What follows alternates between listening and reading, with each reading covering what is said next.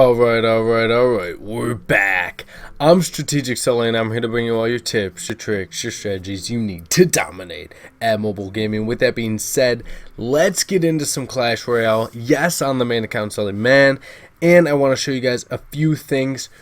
So, since my last video, we got to an even bigger all-time high.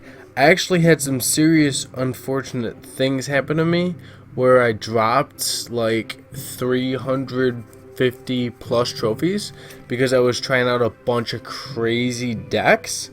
And yeah, but then thanks to one of my clan members, Mastiff, he recommended a deck type for me, which is this bad boy right here. Insane. I believe instead of the Musketeer, though, he has the log in it, but I love the Musketeer so much I had to put her in. I don't like many decks without the Musketeer, so I have this deck, and sure enough, it pushed me all the way down from the dumpster back up to the top at 37-32, which yes is an all-time high for me. We're gonna show you guys some replays with that. But first, because I know you want to see it, let's open up the special offer of the epic chest.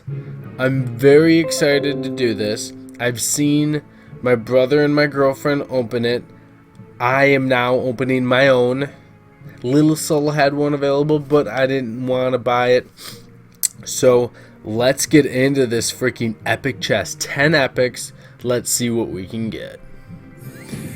Come on. It's so weird buying one golem. 2 would have been good, but maybe we'll get some bowlers. That would be huge. It's so weird buying a chest with gold. Okay, 3 goblin bears. Bowlers would be huge. Bowlers? Princes. Alright, at least we can get our prince to 5. That's actually not too bad. Pack a double prince has been running rampant, as a matter of fact, so maybe I'll have to try out a deck because now I have both my princes at 5. But let's get into those crazy replays. Starting off first, we are going against a who knows what from who knows what clan. So let's crank it into 2x speed. He's rocking I'd say a really low hog cycle deck. He's got the barbs in for defense, but he's also got the princess and the ice wizard, goblins, minions, zap, fireball. So definitely lower elixir cost for him, but thankfully I have a low elixir cost too. This deck is a lot of fun. If you guys wanna try it out, I do recommend it, and it has no legendaries. So as long as you've made it to Royal Arena, you will have all of the cards. Yes, you will have all of the cards. The Ice Spirit isn't in Frozen Peak, is it? Maybe it is. I can't remember. But regardless, do I even have the Ice Spirit? I don't even have the Ice Spirit in here. I don't know what I'm talking about. As long as you've made it to Royal Arena, you can use this deck. It is insane. Things to keep in mind when you're using it. You don't have any direct damage except for the zap. So pumps can seriously be a problem. So I recommend that as soon as you see a pump down, you get your Royal Giant down immediately and you go on the offensive, because he or she just dropped 5 elixir, so he or she is definitely down, and it's your time to capitalize because they are about to start making elixir. That's one thing. I always recommend either having fire spirits or minions behind your Royal Giant on the first push, because it's either going to be 95% of the time your Royal Giant's going to meet, if it's a troop, minion horde or a barbarian pack. So minions and fire spirits will definitely be able to do the job. As you can see, 3 seconds left. I was able to pick up a 3 crown. Let's get into another one. So again, we have no idea what this person's name is or what clan they reside in, but we are going to crank it into 2x speed because I know you guys like that fast and furious fun. So I got the goblins coming in, then the minions. I didn't have the Royal Giant keyed up, I don't believe, so I couldn't play him immediately. I have the mini P.E.K.K.A down for the Giant Musketeer, doing that work on every single troop. And then I got the goblins coming in with the Musketeer. You never want to leave a Musketeer. He had to decide at that point whether he wanted to respond to the mini P.E.K.K.A with the goblins and the Musketeer. He picked the mini P.E.K.K.A, and I capitalized. See how I have the bomber? I got the first birds. That's just in case if I got land troops, I got the bomber. Bomber's a beast. People underestimate the bomber. The bomber is so strong. And then the first spirits are... There's some kamikaze maniacs. Let me tell you this. They are ferocious in the sky and on land. It is insane. And so now I got my minions and a Zap working on his minion horde. Now I got the Royal Giant back in. He's got minions. He's got a mini P.E.K.K.A. His mini P.E.K.K.A is only 7, which I feel that if your King Tower's 10, you should have at least 8 rares, level 8 rares. He's got a level 8 Valkyrie, so that's not bad. Level 8 rares if you're a 10, and level 10 commons minimum if you're 10. That's just me in my opinion. I wouldn't jump levels too high. If you guys are going up to level 10 or 9 and you're just doing upgrades on troops you don't even use, I wouldn't do it personally, but that's just me. Let's get into another one. So in this deck we are going to see 3 cards right off the bat that pissed me off completely, and that is the Barbarians, the Sparky, and the Inferno Tower. All are very annoying. If he had the 3 Musketeers keyed up too, that would be the quadfecta right there. So see how I got my Royal Giant, I got the goblins coming in, and I got the first spears. Just in he placed Barbarians, first spears. Look at all that damage that was done. The bomber's going to be able to clean all of that up. Freaking Kobe shots everything. I wish the bomber's bomb, when it exploded, went up in the air too, with like a little flame and killed the minions. But whatever. 1 times looks so slow. Let's get into 2 times speed. Boom. He's got the Sparkinator coming down. I was actually talking to my brother just the other day about Sparky. He only has a level 2 Sparky and a Princess. And I was talking to him, I was like, man, I've been hating Sparky lately. And he's like, seriously? I love Sparky. And I was like, obviously, you know how to use him. I personally feel that I am not good with Sparky at all. So maybe you guys could comment down below a really good Sparky deck you guys are having success with, and I could try it out.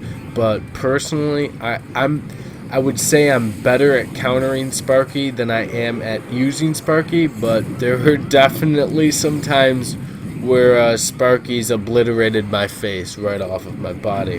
That's no doubt about it. He's got a serious push coming in. 27 seconds left. And it doesn't look like he's going to be able to pull it off. I was able to respond so fast, so quick, and in so many different directions because of all the low elixir troops in this deck. It's fantastic, especially in overtime, that double elixir part of the battle. It's amazing. I love it. Minions working on Sparky. Minions probably are the best thing in this deck against Sparky, along with the Zap, obviously, but you guys already knew that. Mini P.E.K.K.A bomber for the Giant with some fire spirits for that extra damage. And 4 seconds left. We were actually going to turn this one into a draw, but I just wanted to show you guys that, sometimes it's better taking a draw than it is taking an L. You never want to take a loss. Let's get into one last one that is insane in the brain. I couldn't believe what was going on during it. I thought about it and I was like, should I just do that last one? But then I remembered, I went against the Muffin Man. What would an episode be if I couldn't feature one crazy name? I think in Lil Soul's one I faced Huge Ass or something like that. I don't know. But Muffin Man is He wants blood. He's coming for blood. That's basically what he's doing. I got the Royal Giant Musketeer coming down. He's got the Hog Rider. I got the minions. All my commons are 11 in this deck. So that includes the Royal Giant, the Goblins, the Bomber, the Zap, the Minions. 5 commons.